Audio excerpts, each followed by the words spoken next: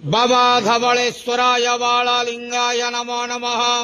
दीपं ज्योति परं ब्रह्म दीपं ज्योति जनार्दनः दीपहरतु मे पापो पूजा दीप नमस्तुते। धवलेश्वराय बालालिंगाय नमो नमः।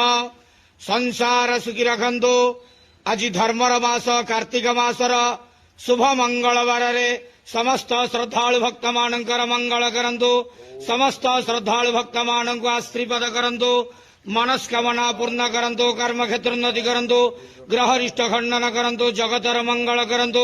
विश्वर कल्याण करंतु। आपणकर नाम प्रकाश करंतु। सेवकर डाक श्रवण करंतु। समस्त गुआवसा भक्त मानकर मनस्कामना पूर्ण करंतु। जो जो भक्त माने आपणक पाखरे मानसिक रखिछंती तांका मानसिक पूर्ण करंतु। बाबा धवलेश्वराय बालालिंगाय नमो नमः।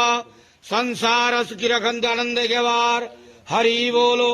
आज धर्मर मास कार्तिक मास शुभ मंगलवार समस्त श्रद्धालु भक्त मानकर मंगल करंतु आनंद गेवार। हरि बोलो।